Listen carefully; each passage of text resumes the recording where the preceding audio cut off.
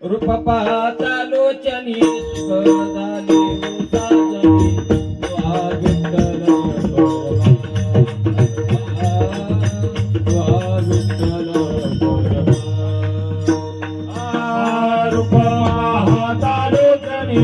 सुख झाले साजनी तुआ विठ्ठल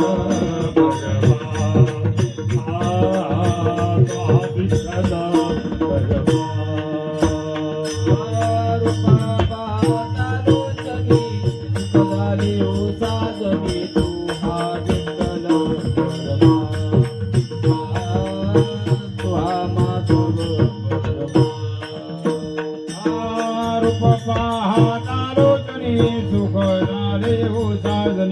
तुहा विठ्ठल तोहा विठ्ठल तोहा विठ्ठल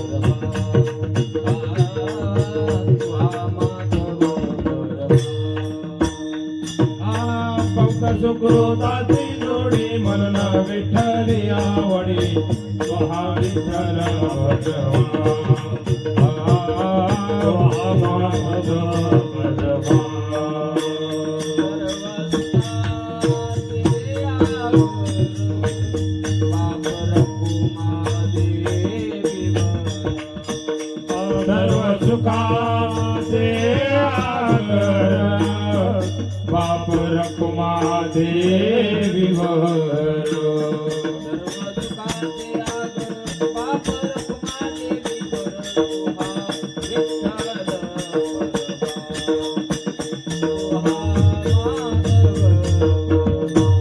सर्व सुखाचे आगर बाप रखुमा देवीवर तोहा विठ्ठल बरवा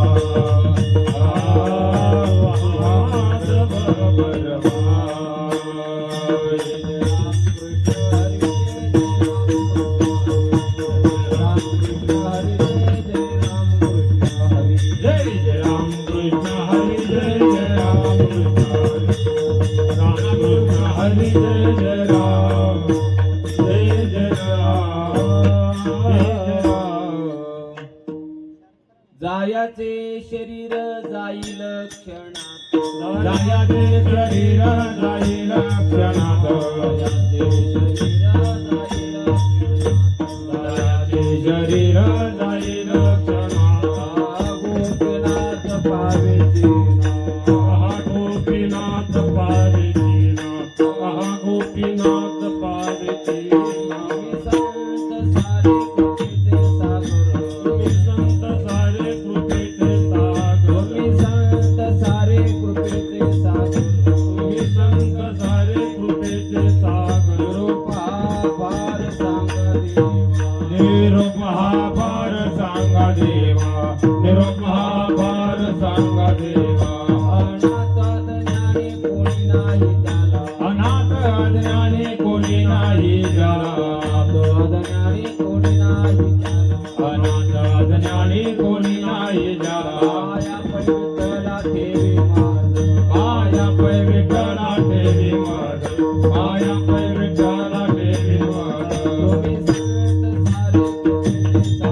तुम्ही संत सारे कृपेचे सागर तुम्ही संत सारे कृपेचे सागर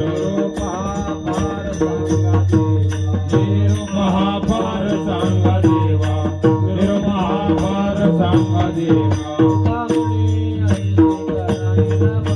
तो तुका म्हणे ऐसे करा निर्मण ऐसे करा निर्मण तुका म्हणे ऐसे करा निर्मण मग तो रक्षण करीन माझे मग तो रक्षण करीन माझे तुम्ही संत सारे कृपेचे सागर तुम्ही संत सारे कृपेचे सागर निरूप हा भार सांगा देवा निरूप हा भार सांगा देवा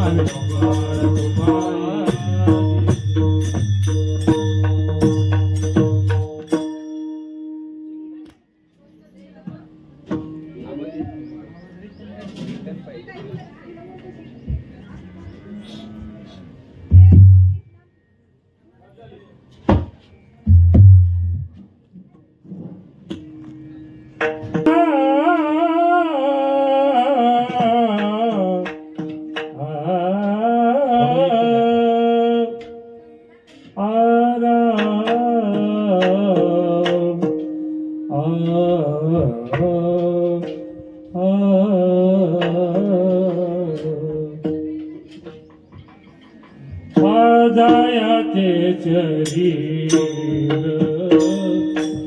जाईल चरणात जायाचे शरीर जाईल चरणात जायाचे शरीर जाईल चरणात जायाचे शरीर जाईल क्षणात कहा गोपीनाथ पावेतीना पावेतीना कहा गोपीनाथ पावेतीना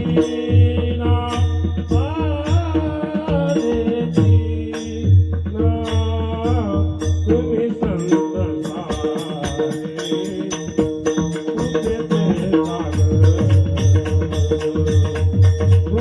संत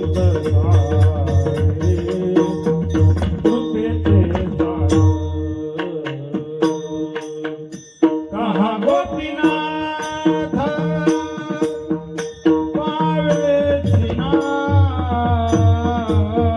पहा गोपीनाथ पावेतीना तुम्ही संत सारे कृपेचे सागर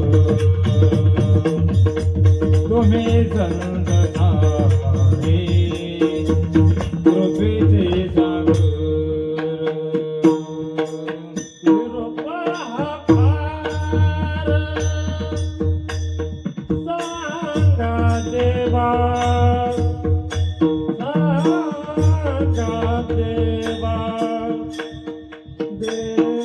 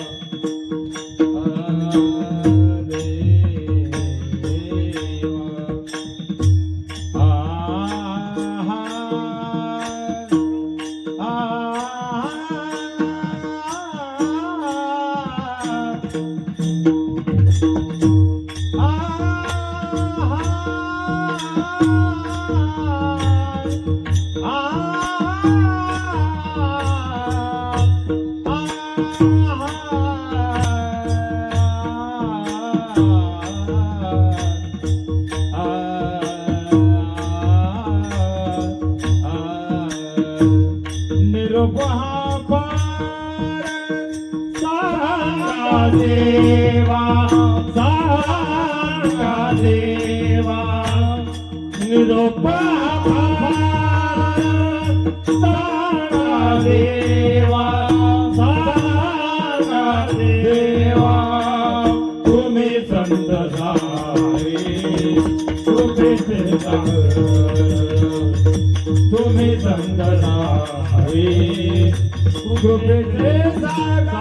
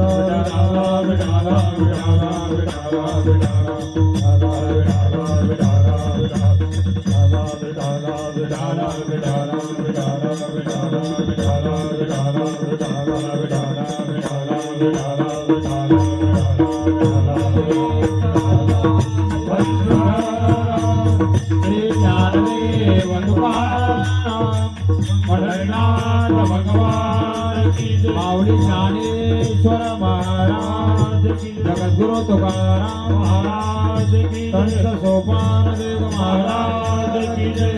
ढाला बिढाला बिढाला बिढाला श्री काळदेव बिढाला बिढाला बिढाला बिढाला बिढाला बिढाला बिढाला।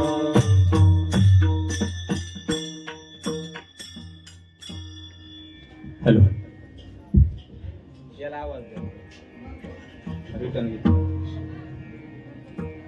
साधा दे आवाज, फक्त आवाज आला। जायाचे शरीर जाईल क्षणात, काहा गोपीनाथ पावेची ना, तुम्ही संत सारे कृपेचे सागर, निरोप हा फार सांगा देवा, अनाथ अपराधी कोणी नाही ज्याला, पाया पे विठ्ठला ठेवी मज.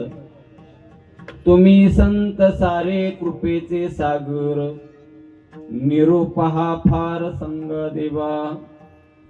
तुका म्हणे ऐसी करा निर्वण, तुका म्हणे ऐसी करा निर्वण, मग तो रक्षण करीन माझे.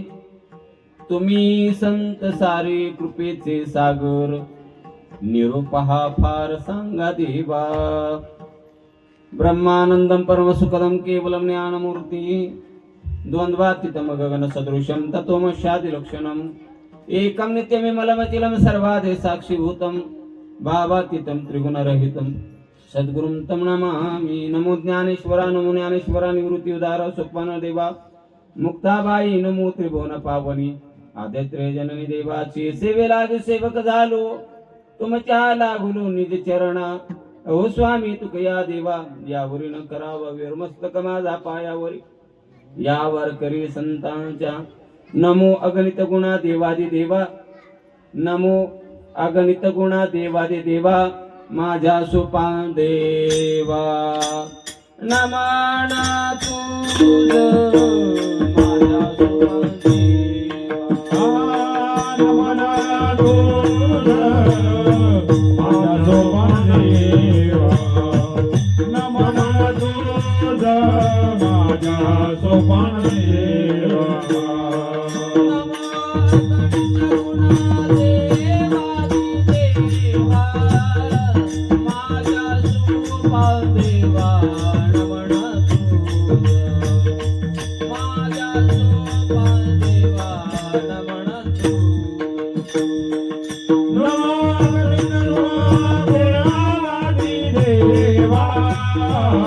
माझ्या सोपान देवा, नमन तुझ माझ्या सोपान देवा, नमन तुझ. लढीवाळ नामा विठोबाचा दास, तयाचे चरणासी दंडवत. जायाचे शरीर जाईन क्षणात, काहा गोपीनाथ पावेची ना. तुम्ही संत सारे कृपेचे सागर, निरोप हा फार सांगा देवा. प्रस्तुत प्राप्त प्रसंगी सेवेसाठी निवडलेला अभंग श्रीमंत साधू जगद्गुरु तुकोबार यांचा 4 चरणाचा अभंग आहे. या अभंगातून जगद्गुरु तुकोबार आहे उद्धाराची काळजी करत आहे, आणि ती काळजी संतांपुढे व्यक्त करून उद्धाराचा मार्ग, जो भगवान परमात्म्याकडे जाणारा मार्ग आहे, जो भगवान परमात्मा आपला उद्धार करणार आहे, त्याच्याकडं आपली विनंती पाठवण्यासाठी संतांचा आधार घेत आहे. विठ्ठल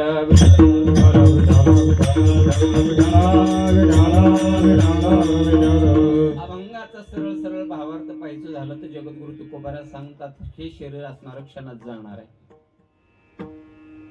हे जाणारच आहे. पण तो जाण्या अगोदर त्या भगवान परमात्म्याने माझ्यावर कृपा करावी. भगवान परमात्म्याने कृपा करावी. भगवान परमात्मा सहजासहजी आपल्यावर लगेच कृपा करेल असं नाही, पण ज्यांच्यावर कृपा केलेली आहे त्यांना तरी निदान देवापर्यंत निरोप पोहोचवावा, याच्यासाठी त्यांना तरी साकडं घातलं पाहिजे. म्हणून जगद्गुरु तुकोबार आहे संतांपुढे घराणं म्हणतायत, तुम्ही संत सारे कृपेचे सागर, निरोप हा फार सांगा देवा. माझा निरोप देवापर्यंत सांगा, कारण हे शरीर जाणार आहे.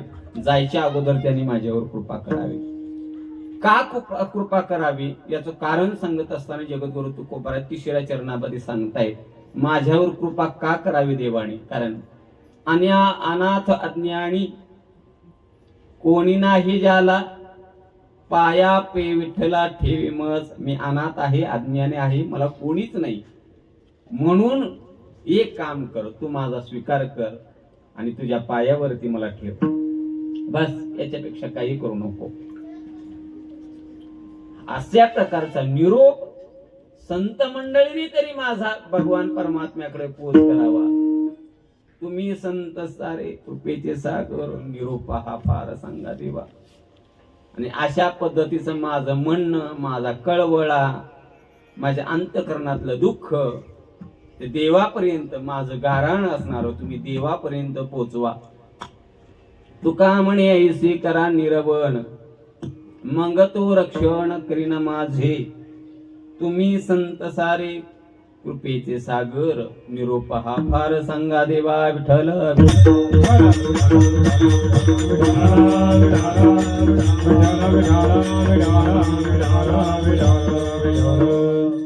आपण या ठिकाणी किन निमित्ताने जमलेलो आहोत. ज्यांचं पुण्यस्मरण, पुण्यतिथी, वर्षश्राद्ध आपण या ठिकाणी करतो आहोत ते वैकुंठवासी श्यामराव पांडुरंग दरेकर. त्यांच्या पश्चात आमचे प्रवीण दादा, त्यांचे चिरंजीव असतील, गणेश दादा असतील, आईसाहेब जयश्री मावशी असतील, त्याचबरोबर त्यांचे बंधू, भगिनी आदी करून त्यांचा सर्व परिवार, आप्त इष्ट, आणि यांच्यातून त्यांचं 1 वर्षापूर्वी जाणं झालं. महाराज जाणं असं असावं, संत महात्म्यांचं जाणं असतं, भाग्यवान पुरुषाचं जाणं असं असतं की गेल्यानंतर न परत त्यांची पुण्यतिथी सेपरेट करायची अजिबात गरज नाही. त्यांचं जाणं तसं असतं की संत महात्म्यांनी ज्या दिवशी जाणं केलेलं आहे त्या दिवशी, म्हणजे संतांचा उत्सव केला काय, त्या संतांच्या उत्सवामध्ये त्यांचाही उत्सव येतो. म्हणून अगदीच ज्ञानोबारायांचा समाधी सोहळा आणि त्याच्यामध्ये आपलाही समाधी सोहळा उरकून घेणार हे व्यक्ती महत्व आहे. म्हणून त्यांच्या चरणी विनम्र भावनेने साष्टांग नमस्कार करतो आणि या अभंगाचा थोडासा भावार्थ तुमच्या पुढे मांडण्याचा प्रयत्न करतो. विठ्ठल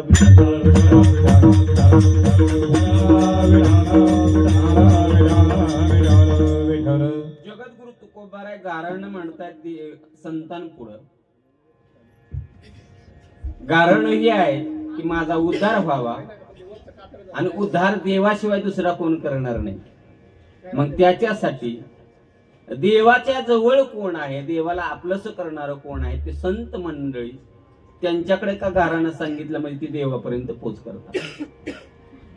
एक आहे वारकरी संप्रदाय, एक आगळा आणि वेगळा संप्रदाय. हा संप्रदाय डायरेक्ट देवाकडे जाण्यासाठी शिकवत नाही. या संप्रदायामध्ये पहिल्यांदा संत पूजन आहे, ग्रंथ पूजन आहे आणि त्या मार्गाने भगवान परमात्म्यापर्यंत. संप्रदाय किचकट मार्ग सांगत नाही. या संप्रदायामध्ये संत महात्म्यांनी आम्हाला जो मार्ग सांगितला, पहिला तो संत प्रेरित मार्ग आहे. संतांच्या म्हणण्याप्रमाणे संत ज्या मार्गाने गेले त्या मार्गाने जर तुम्ही गेला तर निश्चित भगवान परमात्मा आपल्याला प्राप्त होतो. याच्यात कुठल्या अजिबात शंका घ्यायची कारण नाही. का? कारण संत महात्मेत आपल्याला सांगतात मार्ग दावुनी गेले आधी दयानिधी संत ते. म्हणून आपण एक वेळ देवाची भक्ती नाही केली तरी चालेल, पण संतांची भक्ती करणं गरजेचं आहे. देव सारावे सरते आणि संत पूजावे आरते. याला वारकरी संप्रदाय म्हटलं जातं. इथे संतांची पूजा केली जाते. का बरं संतांची पूजा? का बरं संतांचं चिंतन? का बरं घरानं संतांपुढे सांगायचंय? कारण संत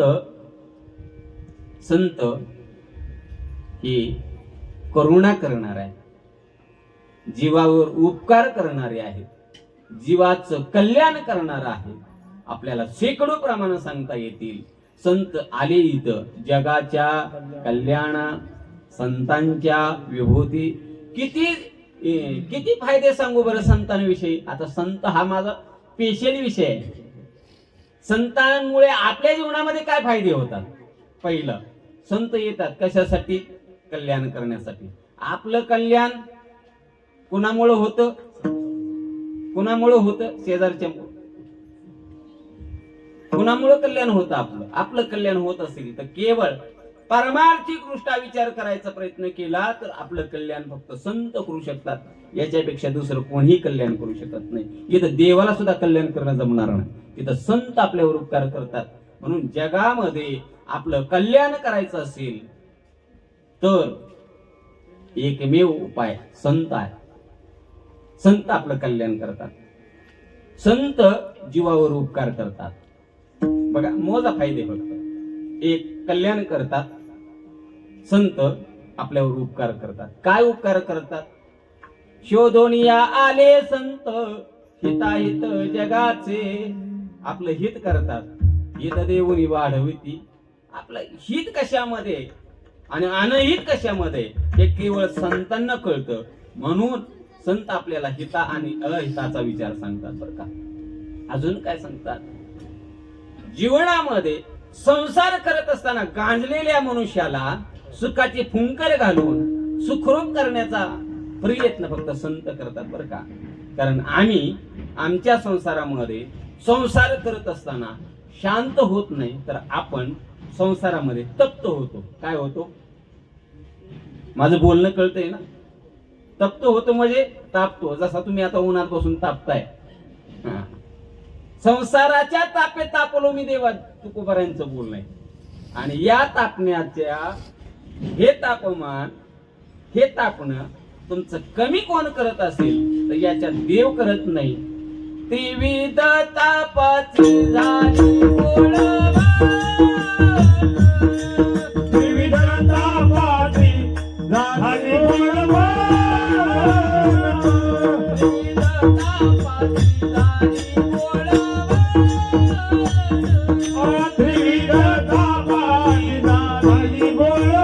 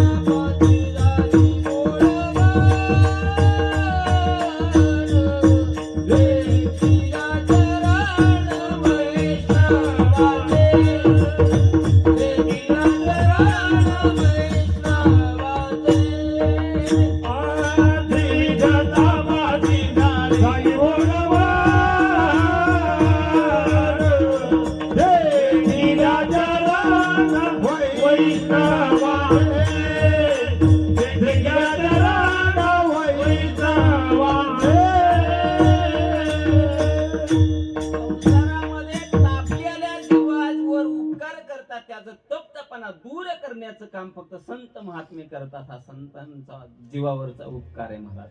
जीवावर केलेला उपकार आहे. अजून कितीतरी फायदे सांगता येतील महाराज.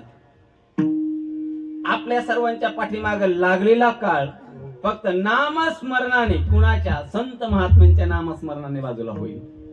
तुकाराम तुकाराम नाम घेता कापे. संत महात्म्याचं नामस्मरण केलं रे केलं की जगामध्ये जी माया पसरलेली ती माया दूर होते. ज्ञानदेव म्हणता माया गेली समूळ विलया. भगवान परमात्मा संत महात्म्याचं चिंतन केलं रे केलं की ज्ञान प्राप्त होतं. ज्ञान प्राप्त. ज्ञानदेव ज्ञानदेव म्हणता ज्ञान देव देतो. वासुदेवची वदत होतो. अखंड वदनी वदेतो विठ्ठल.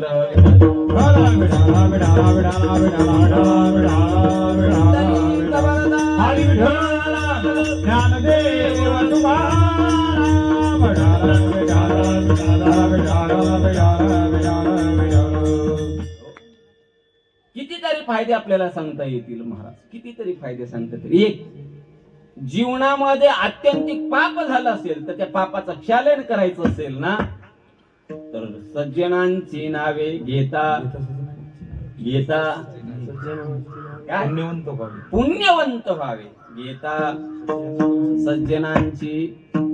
सज्जनांची म्हणजे सज्जन कुणाला म्हणावं? संत महात्म्याशिवाय जीवनामध्ये आता सज्जन कोण राहिलं नाही. फार तर फार आपण अगदी कंटाळून एखाद्याला म्हणू शकतो, बाबा कंटाळलो आता तुम्ही फार सज्जन आहात. एवढा एक वर्ग राहिला बरं का सज्जन. संतांना, संत महात्म्यांच्या जीवनामध्ये संत महात्म्यांचं नामस्मरण केलं रे केलं की पाप जात बरं का. ताप जातो. अजून काय होतं? संत महात्मे आपल्याला सर्वांना अपेक्षा आहे आमच्या जीवनामध्ये चांगलं कार्य व्हावं ना आम्हाला पुण्य प्राप्त व्हावं. काय व्हावं? पुण्य मिळावं. हे पुण्य काहीच करू नका, फक्त संतांचा जप करा. काय करा? पुण्यवंत व्हावे घेता सज्जनांची नावे. तुका म्हणे पापे जाती संतांची जपे. पापही जातो, पुण्यही प्राप्त होतं, तापही निघून जातो, योग्य मार्गही प्राप्त होतो. अनेक अशा प्रकारचे उपकार संत महात्म्यांचे असल्या कारणानं सर्वात मोठा उपकार संत जीवावर उपकार करतात. कारण ते उपकारासाठी आले, उपकारासाठी केले हे उपाय. येणे विन काय चाड आम्हा बुडते हे जन नदे भेदवा. येथे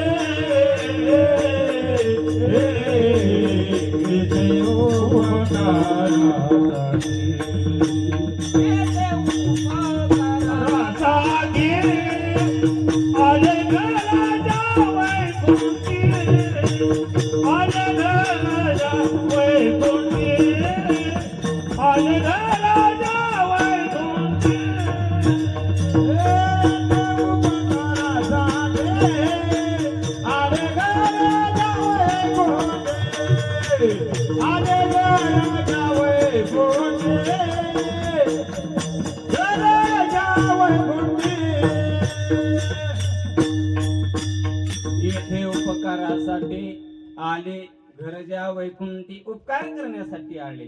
जगावरती उपकार केला महाराज. काय उपकार केला?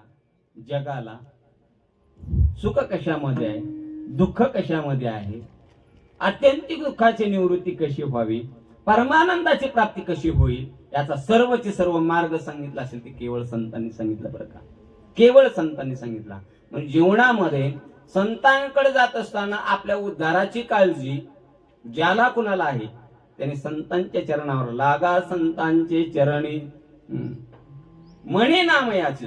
संतांच्या चरणावरती लोटांगण घाला आणि त्यांना गाऱ्हाणं सांगा. बरं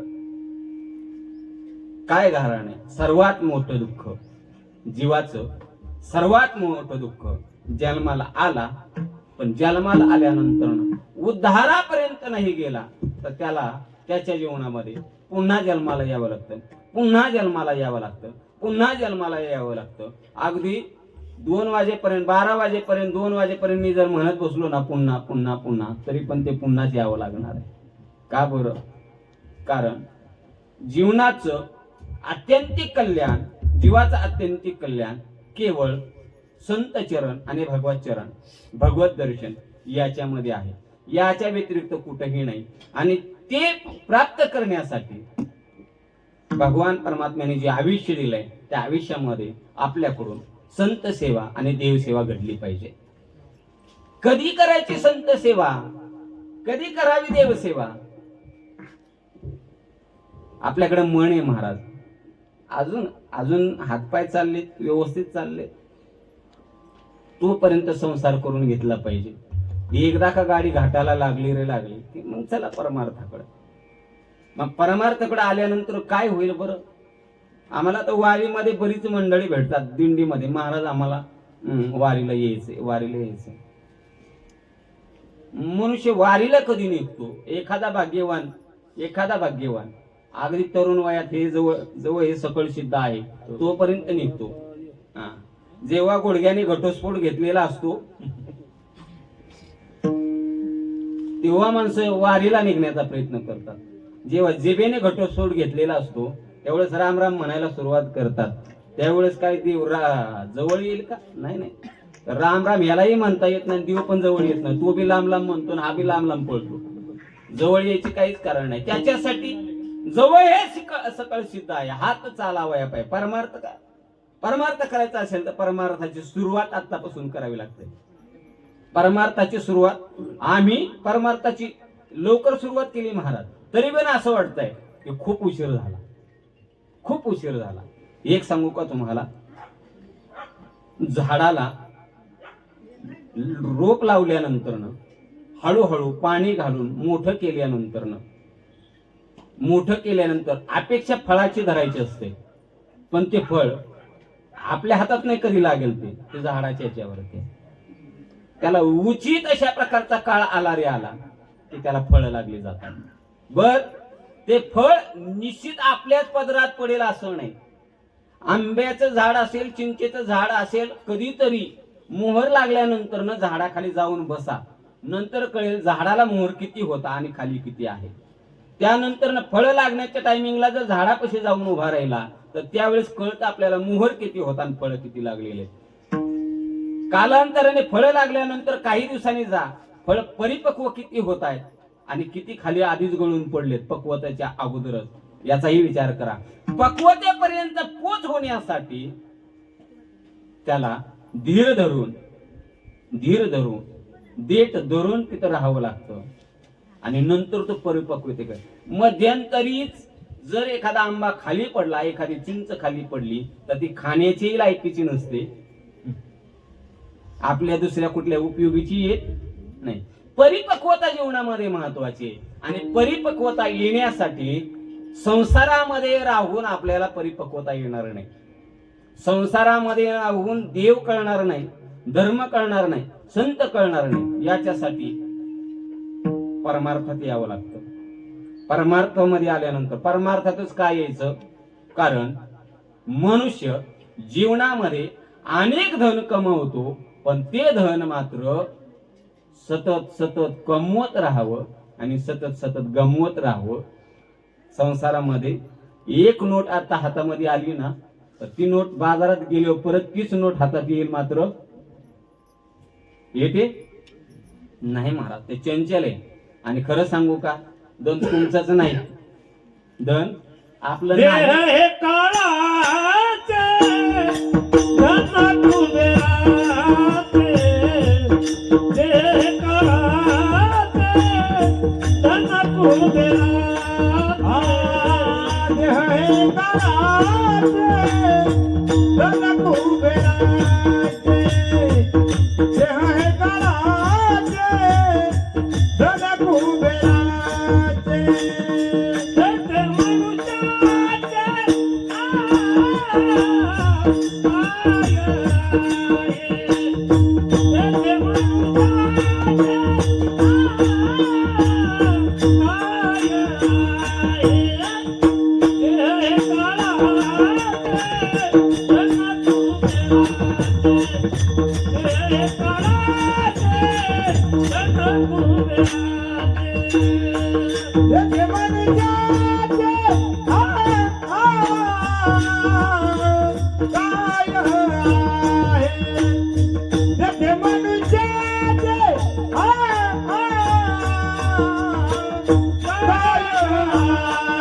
देह हे काळाचे धन कुबेराचे देह हे काळाचे धन कुबेराचे देह हे काळाचे धन कुबेराचे त्याचे मनुष्याचे काय आहे ते मनुष्याचे काय आहे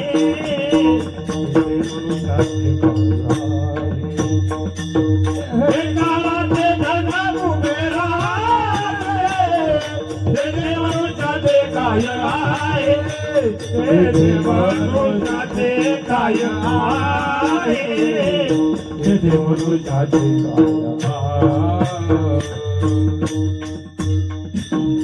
दोन गोष्टी प्रामुख्याने सांगितल्या बरं का. दोन गोष्टी सांगितल्या. देह हे काळाचे धन कुबेराचे. धन कोणाचं आहे? मग तुमच्याकडे राहील कसं? आपलं नाहीच, पण अपेक्षा आपण त्याची केलेली आहे. ते आपल्याकडे राहील काही काळापुरतं राहील, पण ते चंचल आहे, ते आपल्यापर्यंत पोहोचणार नाही. पोहोचलं तर थोड्या वेळ राहील आणि निघून जाईल. म्हणून जीवनामध्ये पैसा सतत येत राहतो, सतत जात राहतो, सतत येत राहतो, सतत जात राहतो. पहिली गोष्ट धन आपलं नाही, धन कुबेराचे. आणि महाराज त्याच्या अगोदर सांगितलं काय सांगितलं? देह कोणाचा आहे? देह कोणाचा आहे? खरं सांगा, देह कोणाचा आहे? देह तुमचा नाही, मग तुम्ही माझं कसं म्हणता? हा, देह आपला नाहीच महाराज. तो मिळाला, आपल्याला मिळाला, काही काळासाठी मिळाला. संत महात्म्यांनी याच्यासाठी काही 2-3 गोष्टी वापरल्या बरं का. 2-3 गोष्टी सांगितल्या. एक, शरीर जायचं आहे म्हणजे जाणार आहे. दुसरं काय? अशाश्वत आहे म्हणजे ते शाश्वत राहीलच याची गॅरंटी नाही. मग संत महात्म्यांनी 2 गोष्टी सांगितल्या. एक, शरीर ठेवू नये आणि शरीर आपल्यासाठी ऊस नाही. कसं आहे? ऊस नाही. आता दोन्ही गोष्टीचा विचार करा. याच्यातील एक गोष्ट साम्यतेची आहे, एक गोष्ट साम्यतेची आहे.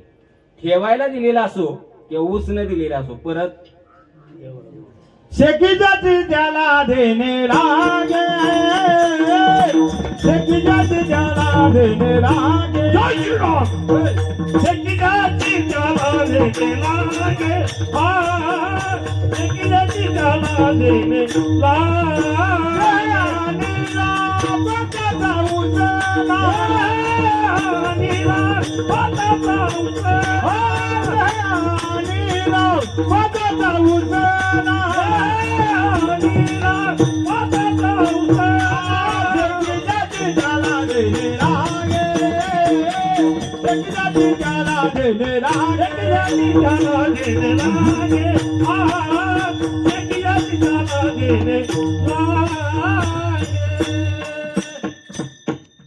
देह काळाचा आणि उसणा शेकी ज्याशी त्याशी ज्याचा त्याला देऊन टाकावं लागणार आहे.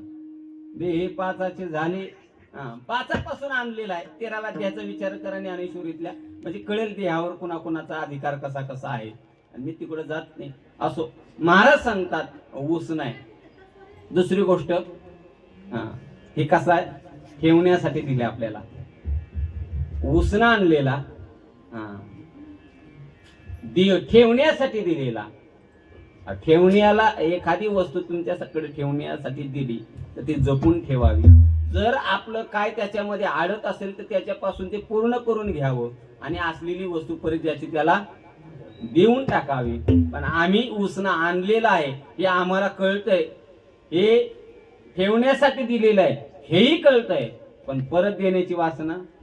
पण एक सांगू का, धन असो किंवा अजून कुठली गोष्ट असो, शरीर असो, ही गोष्ट तुमच्या हातामध्ये किती वेळ पकडण्याचा प्रयत्न केला तर ती हातामध्ये राहणारी गोष्ट नाही महाराज. ती राहणार नाही.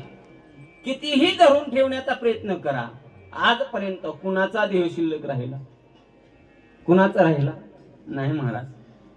कुणाचा शिल्लक राहिला? तुमचा राहील का? मग प्रत्येकाला माहिती आहे हा देह जाणार आहे.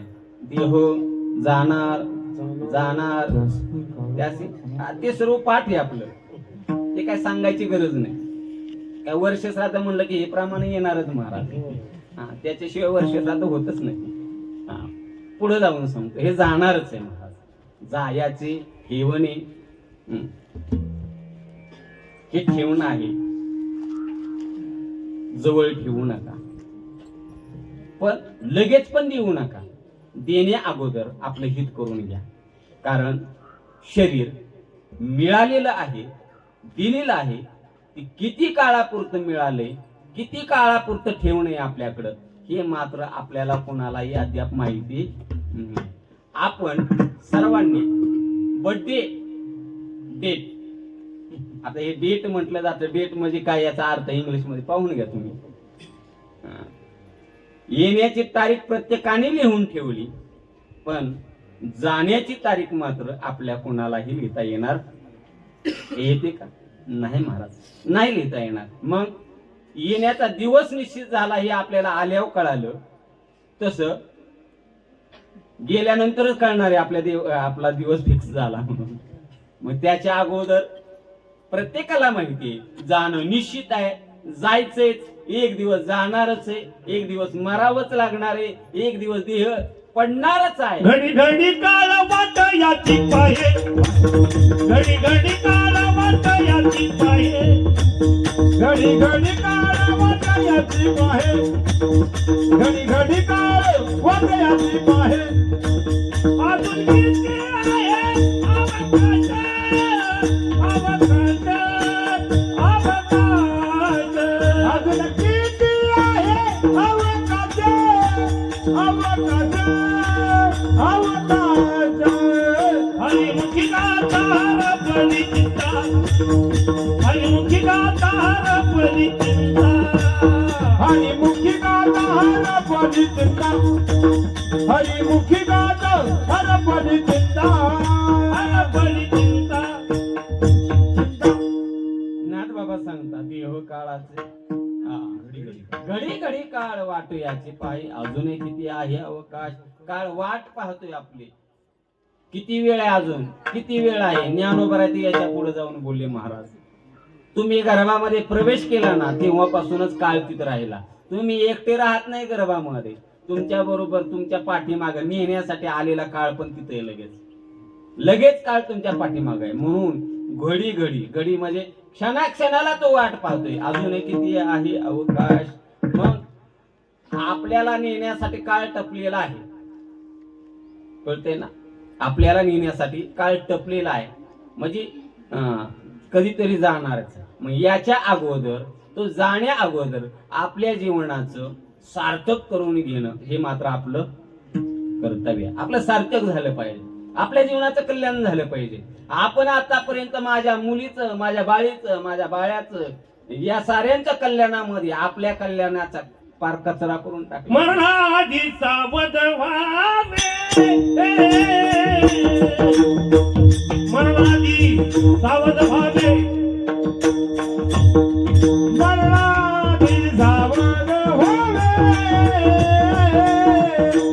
मरणाधी सावध व्हावे. जय श्रीराम. मरणाधी सावध व्हावे,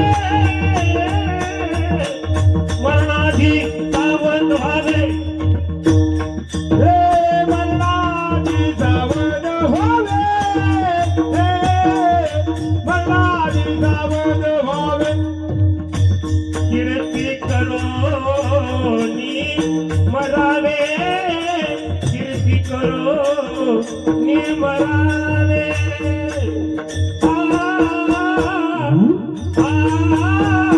जन्म घालू नये वाया, जन्म घालू नये वाया. कीर्ती करोनी मरावे, कीर्ती करोनी मरावे.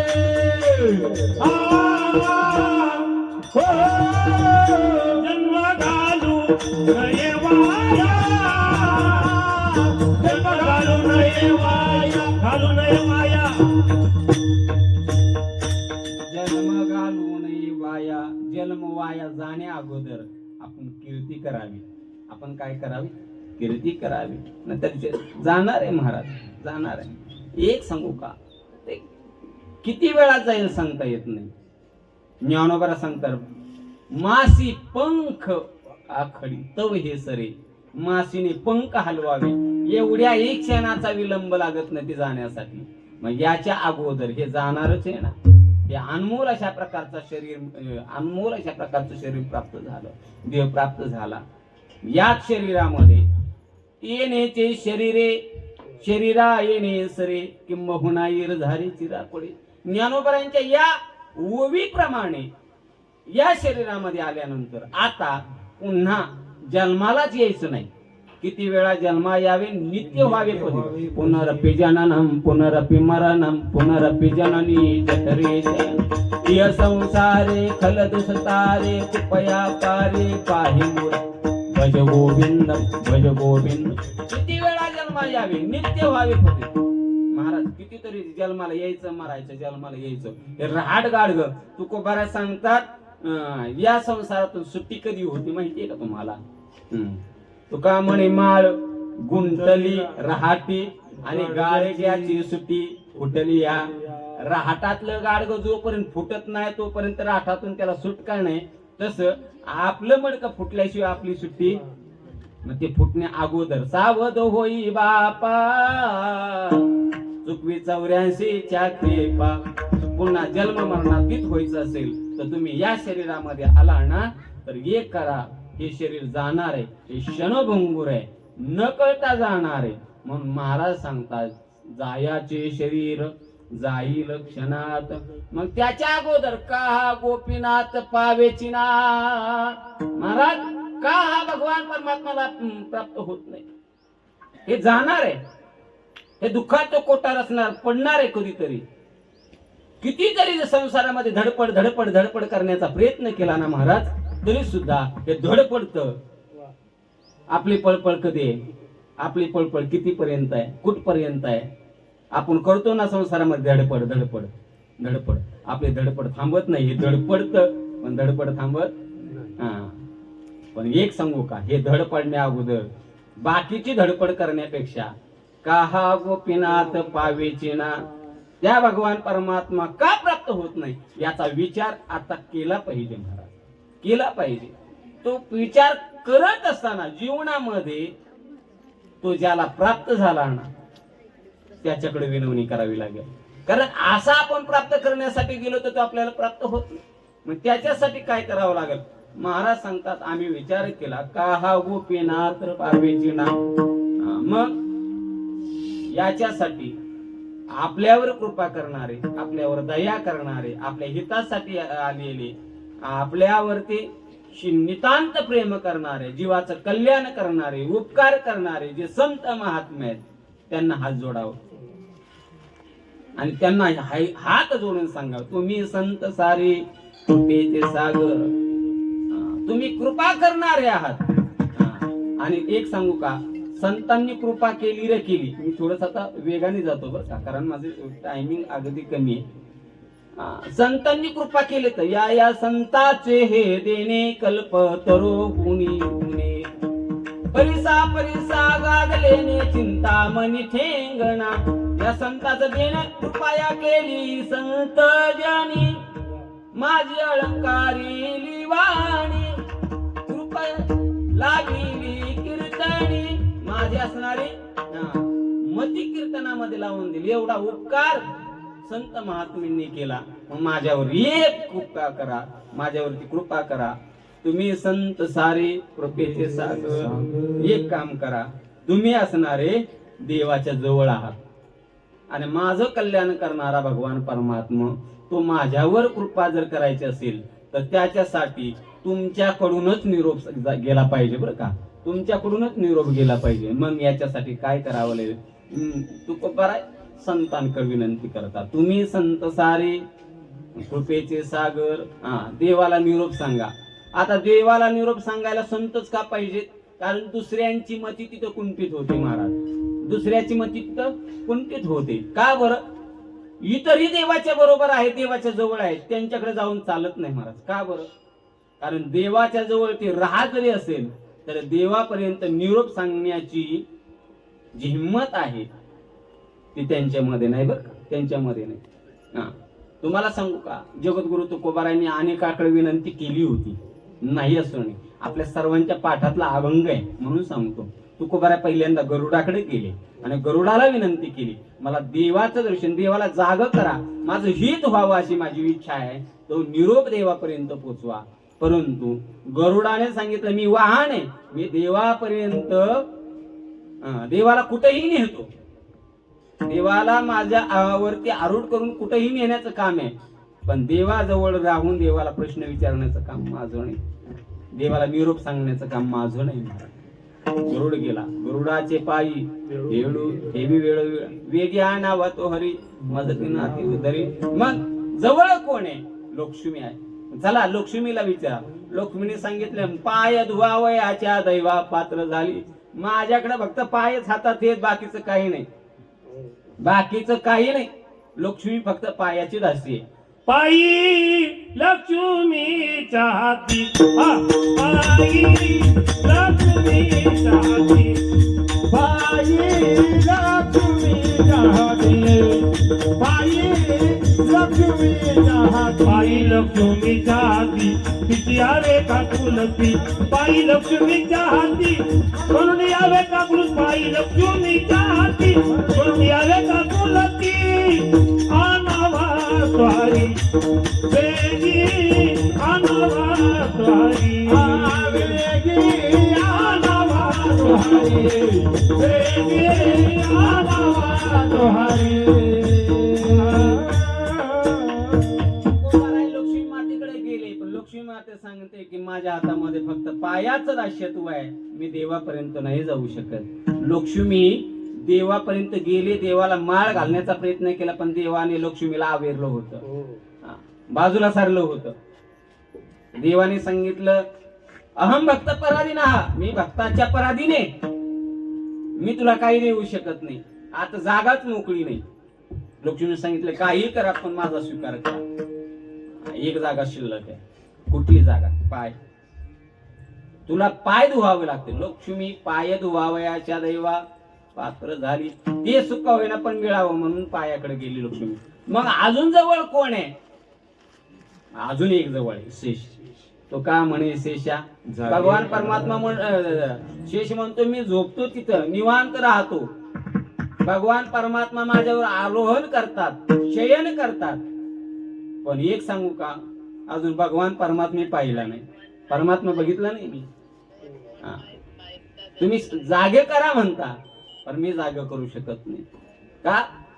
कारण भगवान परमात्मा लक्ष्मीला कळाला नाही, जो गरुडाला कळाला नाही, तो शेषाला कसा कळेल महाराज? त्यालाही कळाला नाही, आणि त्याची धाव तिथपर्यंत नाही. मग शेवटी देवापर्यंत जाणारा वर्ग कुठला असेल? बेधडक देवापर्यंत जाणारा एकच आहे. तुम्ही सनकाधिक संत मनविता कृपावंत, तुम्हीच म्हणून महाराज सांगतात, तुम्ही देवाच्या जवळ जाणारे असल्या कारणामुळे तुम्ही संत सारे कृपेचे सागर. निरोप हा फार सांगा देवा. का बरं निरोप देवापर्यंत सांगावा? तुमचा निरोप देवापर्यंत पोहोच करता येईल, पण काय सांगावा निरोप? निरोप काय सांगावा? मग महाराज सांगतात, अनाथ अपराधी कोणी नाही ज्याला, पाया विठ्ठला हे मग, हाच एक निरोप सांगा. आता तुकोबर आहे इथं एक विशेषण वापरतात. अनाथ अपराधी कोणी नाही ज्याला, असा मी पाया पे विठ्ठला हे मज. अनाथ, अनाथ म्हणतात. अनाथ म्हणजे काय? अज्ञानी म्हणजे काय? आणि कोणी नाही असं कोण? पहिला गोष्ट अनाथ. अनाथ, अनाथ म्हणजे ज्याच्यावर कुणाची सावली नाही. तो जीव अनाथ कसा? जीवाला जन्माला आल्याबरोबर आई, बाप, भाऊ, बहीण, आत्या, मावशी, काकी, बहीण, गुरु बहीण, मावस बहीण, अजून सारे सारे सारे अनाथ. तुमच्या ध्यानात काय काय काय असेल ते सर्व अनाथ, हे सारे सारे त्याच्यापाशी येतात बरं का. म्हणजे सारी नाती लागले जातात. सर्व नाती लागल्या आणि ज्याला सर्व नाती आहेत तो अनाथ कसा? तो अनाथ कसा? अनाथ कुणाला?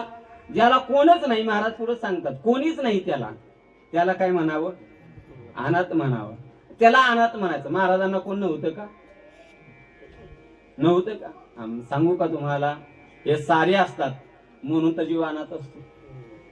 हे सारेच असतात म्हणून तर जीव अनाथ आहे. का? कारण या सर्वांचं करता करता तू त्याचपणा विसरतो. या साऱ्यांचं करता करता तू त्यालाच विसरून जातो म्हणून तर तो अनाथ आहे. आणि एक सांगू का? तुमचं कल्याण करणारं दुःख घालवणारं या जगतामध्ये एक पात्र आहे, ते म्हणजे संत आणि देव. याच्यापेक्षा दुसरं कोणी नाही महाराज, कोणीच नाही आपलं. बांधोनिया देती काळाची. मला सांगा, गेल्यानंतरनं माफी मागून बोलतो थोडस, गेल्यानंतरनं आपल्या चितेला काडी लावणारे आपली असतात का बाहेरचे?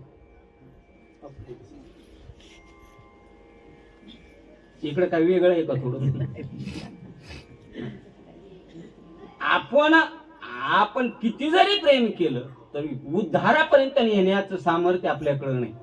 महाराज नामदेवरांचा भला मोठा अभंग आहे.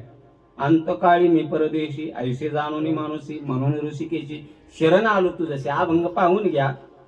या निमित्ताने सांगितल्यावर निदान मालिका तरी उघडतील.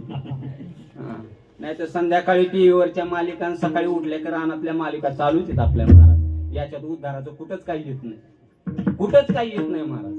म्हणून महाराज सांगतात, अनाथ आम्हाला कोणच नाही बरं का, कोणच नाही आम्हाला, देवाशिवाय कोण आहे.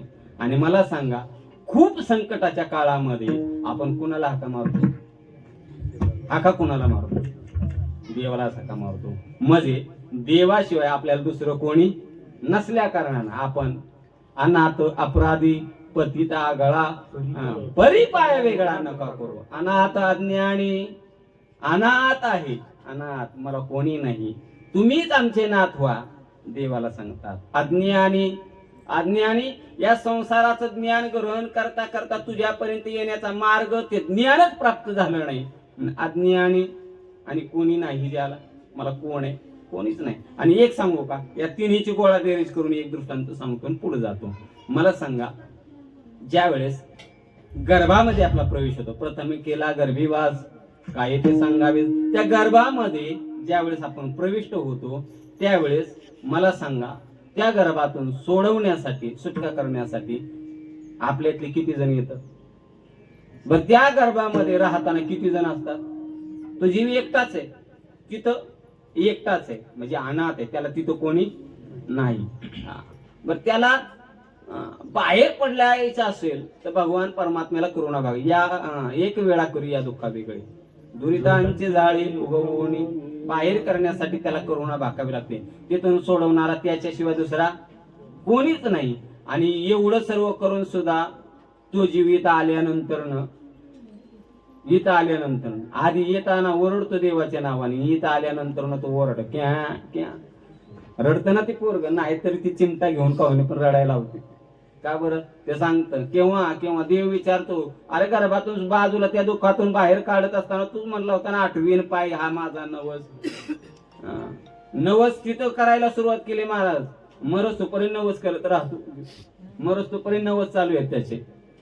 पण एक सांगू का तुम्हाला, त्याच्याशिवाय सोडवणारा कोणच नसल्या कारणानं अनाथ, अज्ञानी, कोणी नाही ज्याला, असा मी असल्या कारणाने पाया पै विठ्ठला ठेवी मज.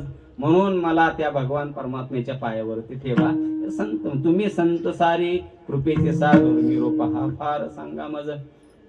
आणि अशा पद्धतीची जर तुम्ही माझा निरोप देवापर्यंत दिला ना, मग मात्र तो भगवान परमात्मा माझं रक्षण केल्याशिवाय राहणार नाही बरं का. तू का म्हणे ऐसी करा निरबन, मग तो रक्षण करीना माझे. तुम्ही संत सारे कृपेचे सागर निरोप हा पार सांगा देवा विठोबार कुमार. अर्गा नाही या पुढं विठोबार घुमाई विठोबार घुमाई विठोबार घुमाई विठोबार घुमाई विठोबार घुमाई विठोबार घुमाई विठोबार घुमाई विठोबार घुमाई विठोबार घुमाई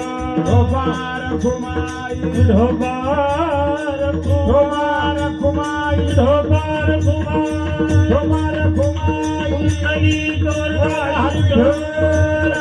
ज्ञानदेव तुकाराम विठोबार घुमाई विठोबार घुमाई विठोबार घुमाई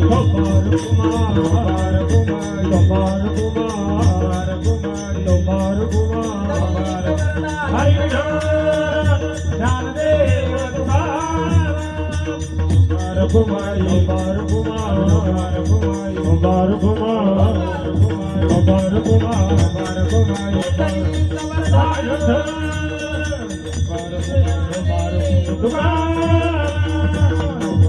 घुमाई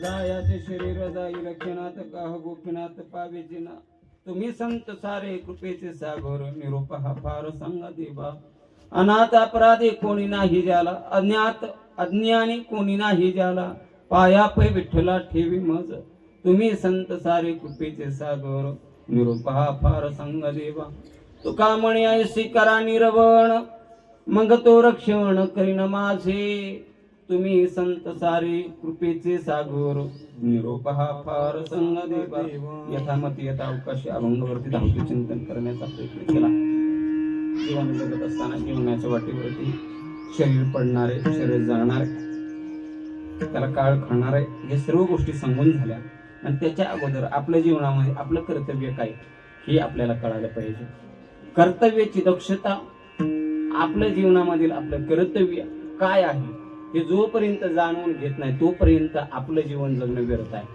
कारण जीवनामध्ये आतापर्यंत आपण सारे कर्तव्यच बजावत आलेलो आहे पत्नीने पत्नीपणाचं कर्तव्य बजावं पतीने पतीपणाचं कर्तव्य बजावं भावाने भावापणाचं कर्तव्य बजावं हे सर्व बजावत असताना प्रत्येकाचं कर्तव्य वेगवेगळ्या पद्धतीचं आहे आईचं कर्तव्य वेगळं आहे वडिलाचं कर्तव्य वेगळं भावाचं कर्तव्य बहिणीचं कर्तव्य सर्वांना जे कर्तव्य आहे पण ते कर्तव्य करत असताना भगवान परमात्मा आपल्याला भेटावा याच्यासाठीचं जे कर्तव्य आहे ते कर्तव्य प्रत्येक जीवाचं आपलं कर्तव्य आहे ते मात्र आपण दूर ठेवलंय कधीतरी हा प्रयत्न करा की शरीर जाण्या अगोदर त्या भगवान परमात्म्याने आपल्यावरती कृपा करावी कृपा करत असताना या सन्मार्गाला लावणारे जे विविध आपल्या संसारामध्ये अनेक अशा प्रकारची माणसं आहेत की ते आपल्याला सुज्ञान करून देवापर्यंत पोहोचवण्याचं कार्य करत असतात त्यांचे उपकार मानावे लागतात उपकार कुणाचे मानावे उपकार देवाचे मानावे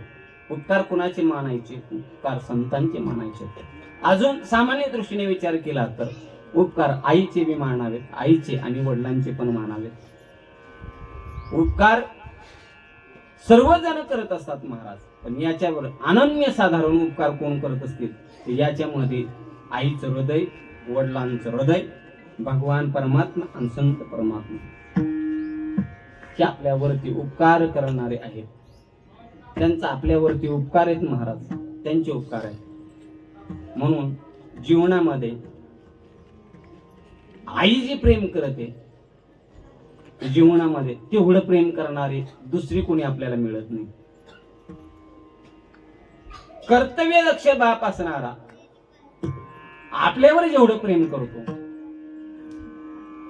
तेवढं कोणावर प्रेम करत नाही म्हणून त्याच्याविषयीची कृतज्ञता आईविषयीची कृतज्ञता संताविषयीची कृतज्ञता देवाविषयीची कृतज्ञता अंतःकरणामध्ये कधीतरी बाळगण्याचा आपण कधीतरी विचार केला पाहिजे कधीतरी विचार केला पाहिजे आई काय करते आई आपल्या मायेचा पदर सतत सतत आपल्या वरती पांघरून घालत असते म्हणून एक सांगू का तुम्हाला देवाला जरी बोलायचं असेल तर दोनच नात्यामध्ये देवाला बोलवता येतं दोन नात्यामध्ये संतांना जर बोलवायचं असेल तर दोन नात्यामध्येच बोलवता येतं तिसरं नातच नाही महाराज म्हणून देवाला गीतेमध्ये भगवान परमात्मा त्या देवाविषयीच बोलत असताना त्याला उपमा देतो. कुठली उपमा देतो? पितामह होतो, माता ध्याता पितामह. देवाला बोलत असताना देवाला जवळचं नातं कुठलं लावायचं असेल तर ते नातं फक्त आई किंवा वडिलांचंच लावता येतं, सर्वात जवळचं नातं. बरं चला, संतांना नातं जोडायचं असेल तर दुसरं नातं बोलून चालत नाही. तुम्ही संत माय बाप कृपावंत, संतांनाही माय बापाचं करावं लागतं. तर वेदशास्त्राचा विचार केला, त्वमेव माता पिता त्वमेव बंधू सखा त्वमेव विद्या. देवाला नातं लावत असताना त्वमेव माता त्वमेव पिता, म्हणजे यांचे काहीतरी उपकार, हे नातं काहीतरी आगळं वेगळं असलं पाहिजे. आई काय करते? आई आपल्यावर प्रेम करते. वडील काय करतात? प्रेम करतात. कसं? थोडासा दृष्टांत आपल्याला पाहिजे आणि सेवा समापन करायचे बरं का. याचा साजेचा दृष्टांत, या भंगाला साजेचा, या कुटुंबाला साजेचा, या कीर्तनाला साजेचा आणि या दिवसाला साजेचा असा थोडासा दृष्टांत पाहू आणि सेवेला पूर्ण विराम देऊ. विठ्ठल विठ्ठल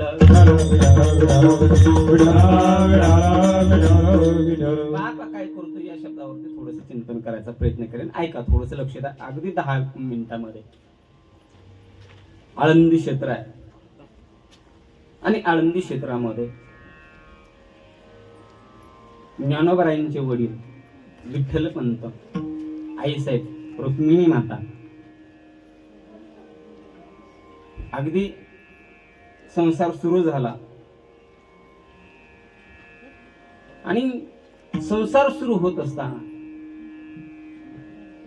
कालांतरापर्यंत बरेच जणांना अशी इच्छा असते, लग्न झाल्यानंतर काही दिवसामध्ये 1-2 वर्षे गेली की अपेक्षा असते की आपल्या पोटी एखादा अपत्य जन्माला यावं. प्रत्येक कुटुंबाचं हे लक्षण आहे. प्रत्येकाला असं वाटतं आम्हाला मुलगा असावा, आम्हाला मुलगी असावी. 1-3-4 वर्ष निघून गेले. विठ्ठलपंत आधीच वैराग्यवान आणि त्याच्यामध्ये दुसरी गोष्ट, संसारामध्ये जे फळ पाहिजे होतं ते प्राप्त होत नाही, म्हणून अधिकच अशा प्रकारचा अंतःकरणामध्ये वैराग्याचा मीर वाढू लागला. आणि दररोज रुक्मिणी मातेला विचारू लागले, रुक्मिणी, संसार करतोय पण संसारामध्ये जी अपेक्षा आहे ती काही पूर्ण होत नाही. याच्यासाठी आता संसार नकोसा वाटतोय, संन्यास घेऊशी वाटतोय. असं म्हटल्यानंतर मग मात्र आई साहेब दररोज म्हणायच्या, संन्यास काय, अहो आताशी कुठं संसार सुरू झालाय, एखादं फळ त्याला प्राप्त व्हावं, एखादं फूल उमलावं आणि मग संन्यास घ्यावा. शास्त्र हे सांगतं. पण दररोजचं म्हणणं ऐकायचं, दररोज तेच. एक दिवस दूषित मन, दुःखी मन असताना विठ्ठलपंतांनी सहज विचारलं, रुक्मिणी मी संन्यास घेऊ का? रुक्मिणी सहज आई साहेबांनी सांगितलं, जा तिकडं, तुम्हाला घ्यायचा आहे ना सध्या घ्या एकदाचा, पुन्हा काय बरं कट. आणि मनामध्ये हाच विचार घेतला, पडत्या फळाची आज्ञा, आणि विठ्ठलपंत निघून गेले. काशी क्षेत्रामध्ये रामानंद स्वामींकडून संन्यास दीक्षा प्राप्त केली. काही दिवस संसार केला. रामानंद स्वामींनी सर्व असणारे त्यांच्याकडे श्रीपाद नाव ठेवलं त्यांचं, आणि मग त्यांच्याकडे आश्रमाची जबाबदारी देऊन तीर्थयात्रा करण्यासाठी निघाले. आळंदीमध्ये आले. रामानंद सरस्वती तिथे आल्यानंतर त्यांचं दर्शन घेण्यासाठी रुक्मिणी माता गेली आणि पुत्रवती भव आशीर्वाद प्राप्त झाला. नंतर मात्र हसून बोलल्या, स्वामी तुम्ही जे आशीर्वाद दिला तो आशीर्वाद या जन्मातला का पुढच्या जन्मातला? रामानंद स्वामी म्हणतात, का बरं असे का म्हणते? सर्व वृत्तांत सांगितला का? माझा पती असणारे काही दिवसापूर्वी संन्यास आश्रम ग्रहण केलेला आहे, निघून गेलेत. आता कुठे आहेत मला माहित नाही. सर्व चिन्ह सांगितले. लक्षात आलं की आपल्या आश्रमामध्ये आलेला, आश्रमामध्ये तो श्रीपाद तोच पती असला पाहिजे. शिदोपंत, आई साहेब रुक्मिणी माता, त्यांची पत्नी असणारी शिदोपंतांची, हे सर्व तिथे गेले. विठ्ठलपंतांना तर तिथला सर्व वृत्तांत आपल्या सर्वांना माहिती, तिथली कथा माहिती आहे सर्वांना. मग मात्र श्रीपादाला बोलवलं रामानंद सरस्वतींनी आणि सांगितलं, तुम्ही आता तुमची जी पत्नी आहे पुन्हा असणारा संसार थाटा, आणि संसार करण्यासाठी गुरुची आज्ञा म्हणून पुन्हा विठ्ठलपंत आळंदी क्षेत्रामध्ये आले आणि पुन्हा संसार सुरू झाला. पण समाज सत्य प्रवृत्तीला जपण्याचा प्रयत्न कधी करत नाही. त्याला त्याच्याकडे बोट ठेवून बोटही करून ती सत्य असणारी प्रवृत्ती कधीतरी नष्ट करण्याचा प्रयत्न करत असतात, नाव ठेवण्याचा प्रयत्न करत असतात. अरे साधा पंढरपूरवरून आल्यानंतर गळ्यात माळ एखाद्या घालून आला तर त्याला डिवचणारे बरीच कावळे गावामध्ये शिल्लक असतात महाराज. परमार्थ त्यासाठी परमार्थ सोपा नाही. संत महात्म्यांनी का सांगितल्या? परमार्थ नव्हे लेकुराच्या गोष्टी, त्याला सर्व सहन करावं लागतं. विठ्ठलपंत आल्यानंतरनं आळंदीमध्ये आल्यानंतरनं मग मात्र त्यांना नाव ठेवायला सुरुवात झाली, बोलायला सुरुवात झाली. पण असं करत असताना सुद्धा विठ्ठलपंतांनी धीर सोडला नाही महाराज. संसार करत राहिले. पत्नीला सासू सासऱ्यांना जवळ करावं, संसार करत राहावा. पण हे करत असताना विठ्ठलपंतांना रुक्मिणी मातेला वाळीत टाकलं आणि वाळीत टाकल्यानंतर मग मात्र ही सिद्धबेटामध्ये राहिला गेली. आणि सिद्धबेटामध्ये संसार झोपडी टाकली, संसार थाटला. आणि संसार असा उत्तम महाराज की त्या संसाराला भगवत कृपेने संत महात्म्याच्या कृपेने फळे लागायला सुरू झाली महाराज. पहिला मुलगा झाला निवृत्तीनाथ महाराज, दुसरा मुलगा झाला ज्ञानोबाराय, तिसरा मुलगा झाला सोपानदेव आणि चौथी मुलगी झाली मुक्ताई. 4 गोंडस मुलं जन्माला आली आणि जन्माला आल्यानंतर खऱ्या अर्थाने संसार आता सुरू झाला. पण संसार जितक्या नीटाने करायला सुरुवात करावी ना तितक्याच नीटाने समाजाने त्यांना त्रास द्यायला सुरुवात केली. त्रास द्यायला सुरुवात केली. संन्यासाची कारकी, संन्यासाची मुलं, संन्यास कशाला संसार करायचा अगोदर, कशाला लग्न करायचं अगोदर, जर संन्यासीच व्हायचं होतं तर. आणि नाना प्रकारे एक दिवस ज्ञानोबाराय निवृत्तीनाथ महाराज विठ्ठलपंत बाहेर गावी गेली होती आणि आज भिक्षा मागण्याचं काम निवृत्तीनाथ आणि ज्ञानोबारायांकडे आलो. निवृत्तीनाथ महाराज ज्ञानोबाराय आळंदीमध्ये भिक्षा मागण्यासाठी गेले. भिक्षा पात्रामध्ये निवृत्तीनाथांच्या काही भिक्षा पात्रामध्ये काहीतरी मिळालं असेल ते घेऊन आले. पाठीमागे ज्ञानोबाराय राहिले. ज्ञानोबारायांच्या भिक्षेमध्ये काहीतरी थोडेफार भिक्षा मिळालेली असावी. घेऊन येत असताना विसोबा नावाचा पंडित आपल्या सीताकडे घोड्यावर बसून चाललेला होता आणि जात असताना ज्ञानोबारायांना पाहिल्याबरोबर त्याच्या कपाळाच्या आट्या उंच झाल्या महाराज. कानाची पाळ लाल झाली, लाल गुंद असणारा चेहरा, थरथरत असणारी जीभ पुढे बोलायला सरसावली आणि म्हणे, का रे संन्यासाच्या करट्या, आळंदीमध्ये झालास? आळंदी वाटवतोस का? कुठे गेला होतास? काका ज्ञानोबाराय हात जोडतात आणि सांगतात, काका भिक्षा मागायला गेलो. काय भिक्षेत? ज्ञानोबारायांनी पुढे झोळी केली आणि भिक्षेतील पीठ असणारा, भिक्षेतील काय असणार जे काय मिळालं ते दाखवण्याचा प्रयत्न केला. पायातील जोड्या सकट असणारे लाथ त्या झोळीवर घातली आणि ज्ञानोबारायांच्या हातातील झोळी खाली पडली महाराज. ज्ञानोबाराय एका बाजूला पडले. ज्ञानोबारायांनी एकही शब्द न बोलता खाली बसले. त्या पीठ सांडलेलं होतं ते वरचं पीठ घेण्याचा प्रयत्न केला.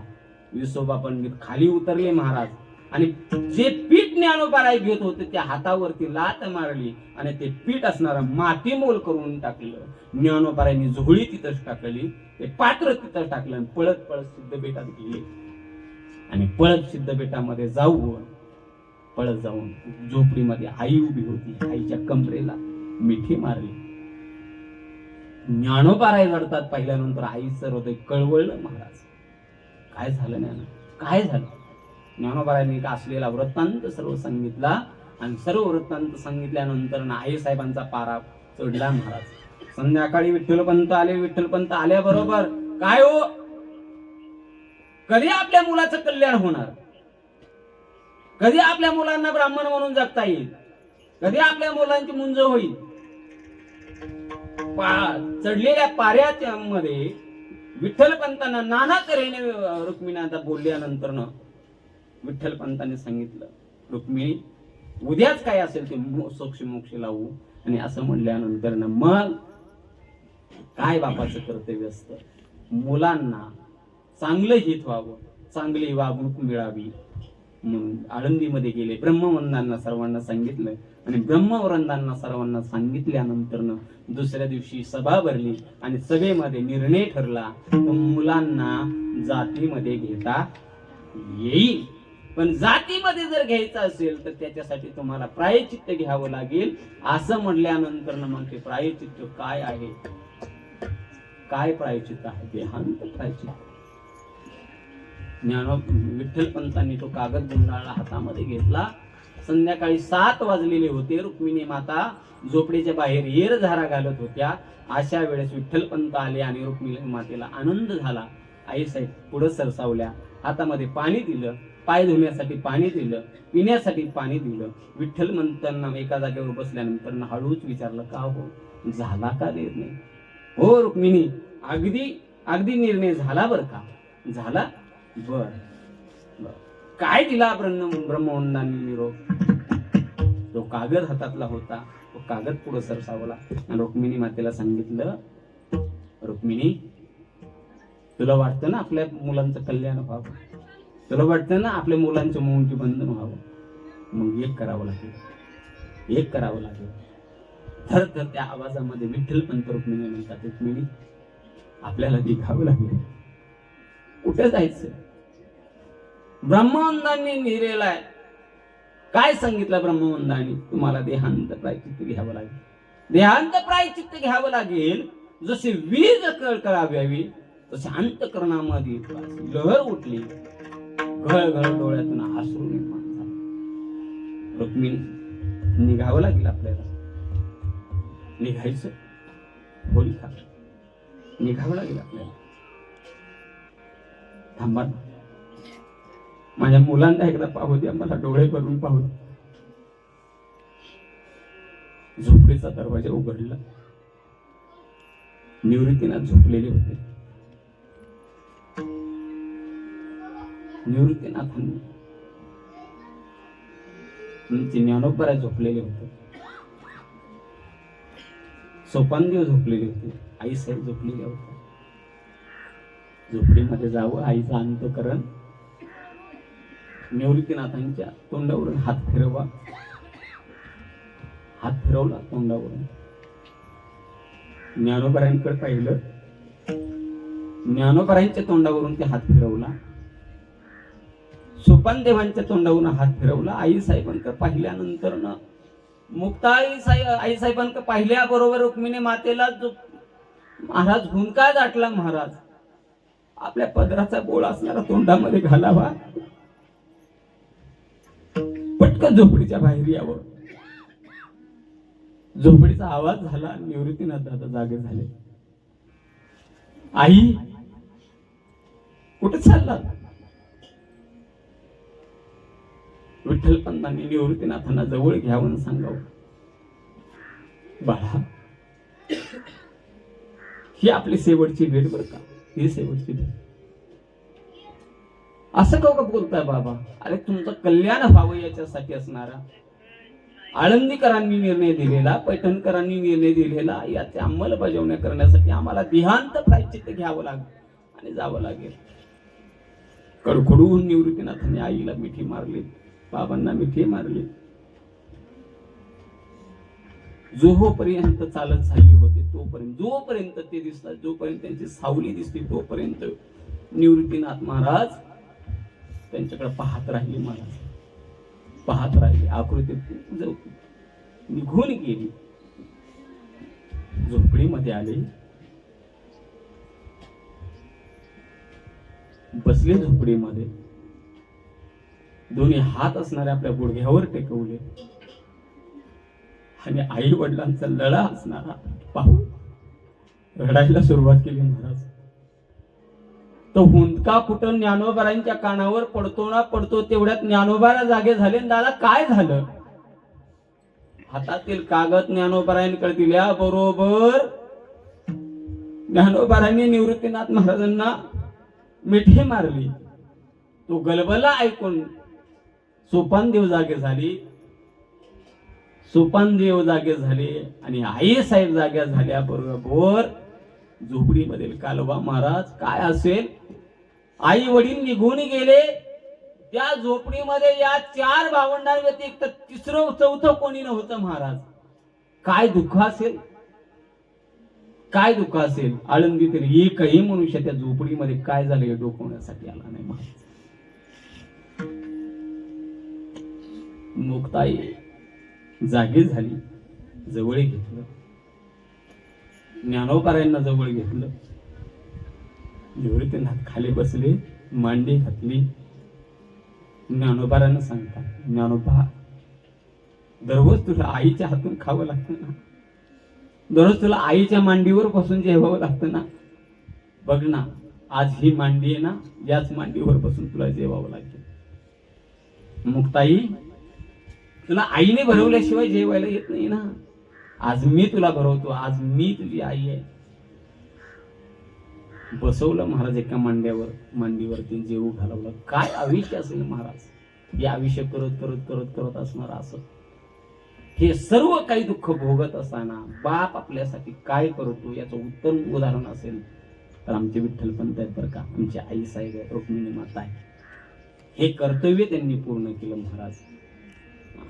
अशा पद्धतीचं जीवन जगत जगत जगत जगत ज्ञानोबारांनी हरिपाठ लिहिला. जगाच्या कल्याणासाठी आलेले संत महात्मे ज्ञानोबारांनी ज्ञानेश्वरी लिहिली, चांगले 65 लिहिली, रेडा बोलवला, अमृत अनुभव लिहिला. हे सर्व गोष्टी केल्या आणि सर्व गोष्टी करत करत करत करत असणारे एक दिवस ज्ञानोबाराय तीर्थयात्रेला नामदेवरायांबरोबर गेले. तीर्थयात्रा झाली, तीर्थयात्रा केली, परत आले आणि परत आल्यानंतर पंढरीश परमात्म्यापाशी हात जोडले ज्ञानोबारायांनी. सर्व मंडळी एका बाजूला उभे आहेत आणि आतमध्ये ज्ञानोबारायांनी देवाचं संभाषण चाललंय. देवा बस आता दिसून येजे ना, ऐशी करा नारायण. आता बस, आता या जगामध्ये या जगाचा निरोप घ्यावंसं वाटतं. देवाने सांगितलं, ज्ञानोबा आता येतं तुला समाधी नाही घेता येणार, तुझी समाधीची जागा ठरलेली आहे. मग कुठे आहे? आळंदीला आहे. नामदेवराय जवळ आले. नामदेवरायने पाहिलं ज्ञानोबाराय देवाशी काहीतरी बोलताय.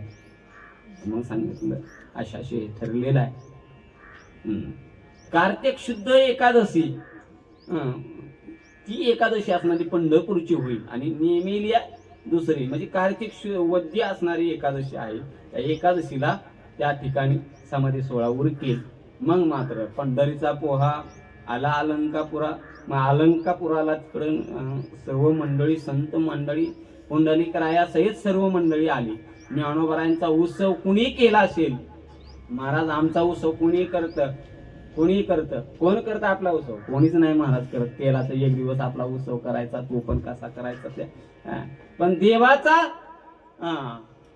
भक्ताचा उत्सव देवानीच करू जाणं बरं का. काय रत्नजडित सिंहासन, हे सर्व काही मंडप इंद्रायणीच्या तीरावरती घातले. सर्व समारंभ सुरू केला. देव, गंधर्व, यक्ष, किन्नर, सर्व नारद, तुंबर सर्व काही त्या ठिकाणी उतरले. आणि मग मात्र ज्ञानोबारायांचा समाधी सोहळा सुरू झाला बरं का. आपुल्या भक्ताचा संभ्रम सोहळा करणे गोपाळा ब्रेद तुमचे. देवानीच असणारा सोहळा त्यांचा करावा. आणि दशमीचा, अष्टमी उजडली, नवमीचा उत्सव झाला, दशमीचा उत्सव झाला, एकादशीचा उत्सव झाला, द्वादशीचा उत्सव झाला महाराज त्या इंद्रायणीच्या तीरावरती. आणि त्रयोदशी उजडली महाराज, त्रयोदशी. आणि त्रयोदशी उजडल्यानंतर त्या दिवशी चारी भावंड एकत्र आले. भगवान परमात्मा मध्ये आहे. भगवान परमात्म्याने ज्ञानोबाऱ्या सांगितलं. ज्ञानोबाऱ्या म्हणतात तेव्हा असाच लोभ आमच्यावर असू द्यावा, अशीच कृपा आमच्यावर असू द्यावी. निवृत्तीनाथांची समाधी ठरलेली आहे, सोपान देवांची समाधी ठरलेली आहे, आई साहेबांची समाधी ठरलेली आहे, ज्ञानोबाऱ्यांचा समाधी सोहळा आहे. जवळ आले, देवाचं दर्शन घेतलं, निवृत्तीनाथांकडे गेले. जे कधीच वृत्तीवर नव्हते त्या दिवशी वृत्तीवर आले महाराज. ज्ञानोबारायांनी हात जोडल्याबरोबर ते हात हातामध्ये धरावं, निवृत्तीनाथांनी रडावं महाराज. ज्ञानोबरायांची मिठी, निवृत्तीनाथांची मिठी, गुरु शिष्यांची मिठी एवढी जोरास पडली महाराज. देवाने दोघांच्या डोक्यावरती हात फिरवा, रुक्मिणी मातेने सांत्वन करावं. निवृत्तीनाथांचं बोलणं आहे, ज्ञाना तसं तर मी आधी जायला पाहिजे. कोणी? मी आधी जायला पाहिजे. काय गोड बोल नाही बघ महाराज. पुत्र मरे पित्या आधी, शिष्य मागतो समाधी. सांगा देवराया काय म्हणूयासी. शिष्य मागतो समाधी. काय दुःख आहे महाराज? पुत्र मरे पित्या आधी. वडिलांच्या अगोदर जर मुलगा गेला तर त्या वडिलाचं काय जीवनामध्ये दुःख आहे ज्याची त्याला माहिती आहे, ज्याच्या जीवनामध्ये घडलं त्याला. तसं गुरु जवळ असताना शिष्याने आम्हाला समाधी मागावी, हे उपराट आहे, हे बोलणं उपराट आहे. तरी सुद्धा निवृत्तीनाथांनी सांगितलं, निवृत्तीनाथांना आठवण करून दिली बघा ज्ञानोबरांनी. त्यावेळेस जाताना आईने काय सांगितलं? ज्ञानोबरायांची आई तूच आहे आणि बाप सुद्धा तूच आहे, मला आता आज्ञा द्यावी. मग मात्र आज्ञा दिली आणि त्रयोदशीचा दिवस उजाडला महाराज. समाधी सोहळ्याचा उत्सव सुरू झाला. नामदेवराय आदी संत मंडळी, आता ती परिक्रमा झाली बघा. आता अगदी ती परिक्रमे तेवढ्या जेवढी परिक्रमा आहे ना तेवढ्या सर्व जागेमध्ये सर्व देव गंधर्व सर्वचे सर्व देव अगदी पंचकोश म्हणजे 5 कोसापर्यंत 25 किलोमीटरच्या अंतरापर्यंत सर्व देव होते बरं का, सर्वत्र देव होते. आणि अशा पद्धतीने ज्ञानोबरायांचा समाधी उत्सव सुरू झाला महाराज. मग मात्र ज्ञानोबराय, निवृत्तीनाथ महाराज हे सर्व मंडळी त्या समाधीच्या जवळ आले. एका बाजूला नामदेव देव आहेत, एका बाजूला निवृत्तीनाथ आहे आणि दोघांनी असणारे ज्ञानोबरायांना समाधीच्या विवराकडे नेलं. महाराज काय परिस्थिती असेल? नदीची आमासा गातले माझवन, तैसे जनावन कालवले. महाराज सांगतात नदीच्या माशांना माजवण घालावं आणि त्यांनी पाण्यातून बाहेर तडफड करावी, तसे जनवन कालवले. समाधीच्या ठिकाणी नेल्यानंतर मग प्रत्येकाने आपापले गुण असणाऱ्या ज्ञानोबरायांविषयीचे गुण काय नामदेवरायाने तीर्थयात्रेमध्ये ज्ञानोबरायांचं कोड कौतुक केलं महाराज. ते सर्व आठवल्यानंतर मग मात्र तिथं दुःखाचा डोंगर कोसळला महाराज. तुम्ही रडतोय याच्यात नवल नाही, आम्ही रडतोय याच्यात नवल नाही. अखिल कोट ब्रह्मांड नायक ज्ञानोबरायांच्या हाताला धरल्यानंतर भगवान परमात्मा जे रडायला लागले. देवाने रडावं कोणाच्या? देवाने रडायला सुरुवात केली. नामदेवरायांच्या खांद्यावरती डोकं ठेवलं आणि रडायला सुरुवात केली. रुक्मिणी मातेने पाहिलं आणि रुक्मिणी माता विचारते, ज्ञानोबरायांसाठी तुम्ही रडता? कोण ज्ञानोबराय? त्यावेळेस आई साहेबांना भगवान परमात्मा सांगते, देव म्हणे रुक्मिणी हाची एक योगी देखील नयनी, हेच ज्ञान संजीवनी जाण त्रैलोक्याची. धन्य धन्य धरातळी जो याची दृष्टी निहाळी, तो वाहत येईल टाळी वैकुंठ भुवनाची. जो करील याची यात्रा तो तारील सकळी गोत्रा, सकळी ही कुळे पवित्रा याची दर्शिनी होती. हे सामर्थ्य आहे महाराज ज्ञानोबरायांचं. आणि अशा पद्धतीने ज्ञानोबरायांना समाधी देण्यासाठी समाधी स्थळावरती आतमध्ये नेलं. नामदेवरांची 4 नारा, विठा, गोंदा, महादा या चौघांनी जागा स्वच्छ केली. त्या जागेवरती हिरे, माणिक, मोती, तुळशी, आंबीर या आबीर असे अंतरून त्याच्यावरती केलं. ज्ञानोबराय त्याच्यावरती बसले, आरोहण केलं आणि आरोहण केल्यानंतर मग उत्तराभिमुखी बैसोनी उत्तरेकडे तोंड केलं ज्ञानोबरायने. भीममुद्रा, डोळा, निरंजनी मैदान काय वर्णन महाराजांनी केलं. आणि मग मात्र बाहेर आले आणि बाहेर आल्यानंतर ती शिळा ढकलायला सुरुवात केली की मग मात्र आक्रोश झाला महाराज. मग आक्रोश झाला. मग निवृत्तीनाथ महाराजांनी पळत पळत यावं आणि त्या शिळेवरती मस्तक ठेवावं आणि ती शिळा असणारी बाजूला करण्याचा प्रयत्न करावा. देवाने निवृत्तीनाथांना हातावर धरावं. म्हणे धरा धरा निवृत्तीसी, निवृत्तीनाथांना धरा, आवरा कोणीतरी निवृत्तीनाथांना. अशा पद्धतीने शोक अनावर झालेला आहे. सोपान देवांना शोक अनावर झालेला आहे. आणि मुक्ताबाईचं तर काय सांगायचं नको बरं. आता काय सांग, सोपान मुक्ताबाई सांडी शरीर, सोपान मुक्ताबाई सांडी शरीर, सोपान मुक्ताबाई सांडी शरीर, सोपान मुक्ताबाई सांडी शरीर.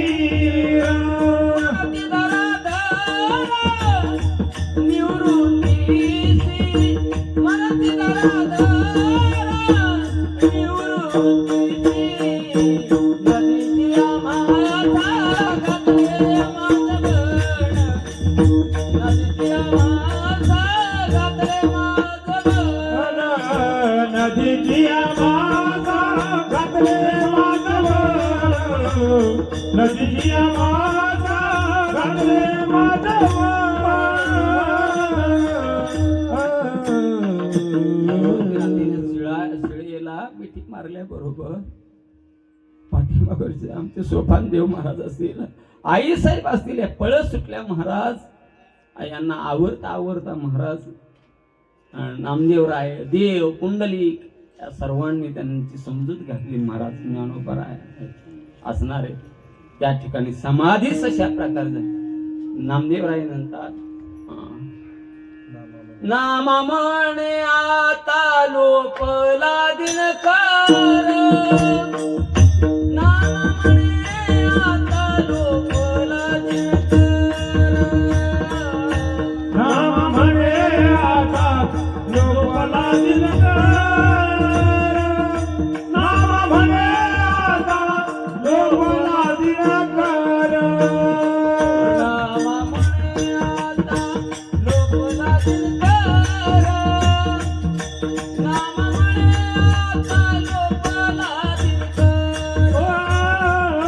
नामा म्हणे आता लोपला दिनकर, नामा म्हणे आता लोपला दिनकर. समाधीस्थ बाप ज्ञानेश्वर समाधीस्थ, बाप ज्ञानेश्वर समाधीस्थ, बाप ज्ञानेश्वर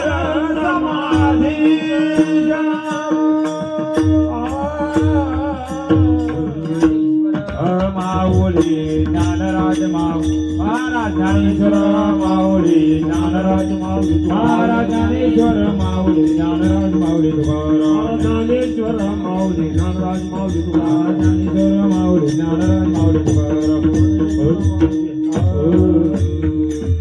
नामदेव जनाबाई, नामदेव जनाबाई, नामदेव जनाबाई, नामदेव जनाबाई, नामदेव जनाबाई, नामदेव जनाबाई, नामदेव जनाबाई, नामदेव जनाबाई, नामदेव जनाबाई, श्री ज्ञानदेव तुम्हाला नामदेव जनाबाई, नामदेव जनाबाई, नामदेव जनाबाई, यथामती यथा अवकाश या भंगावर धावतं चिंतन करण्याचा प्रयत्न केला. ज्ञानोबारांचे चरित्र सांगायचं म्हटलं तर फार वेळ लागतो, अगदी शॉर्टकट मध्ये. आणि खरंच त्याचं चिंतन मांडायचं झालं तर ज्ञानोबारांचं चिंतन मांडणं आमच्या तर वाणी पूर्ण होणार नाही आणि ते शक्यही होणार नाही, कारण ते शब्द फुटू शकत नाही. अगदी आपल्याही अंतःकरणाची वृत्ती अगदी घायल होण्यापेक्षा अगदी अल्प शब्दामध्ये ज्ञानोबारांचं थोडंसं चिंतन मांडण्याचा प्रयत्न केला. झाले शिव ज्ञानोबारांच्या चरणी, बाबांच्या चरणी या ठिकाणी समर्पण करतो. बाबांचं जीवनचरित्र काय आपण पाहिलेलं नाही, पण शूर ओळखावा रणी आणि साधू ओळखावा मरणी या न्यायाने आता परत त्यांची वेगळी पुण्यतिथी असं करण्याची काहीच गरज नाही. कारण ज्ञानोबा यांचा समाधी सोहळा तोच आमच्या बाबांचा समाधी सोहळा. याच्यामध्ये वेगळं काही नसल्या कारणानं या ठिकाणी झालेली सेवा त्यांच्याही चरणी, आपल्या सर्वांच्या हृदयामध्ये असणारे भगवान परमात्म्याचे चरणी या ठिकाणी सेवा समर्पण करतो. अगदी आवाज फारच झोपलेला आहे, फार म्हणजे फारच झोपलेला आहे. का झोपला? कारण मी झोपलो नाही म्हणून आवाज झोपला. झोपच नाही, काय चालूच आहे सारखं, त्याच्यामुळं आवाज पूर्ण हे झालेला आहे. असो.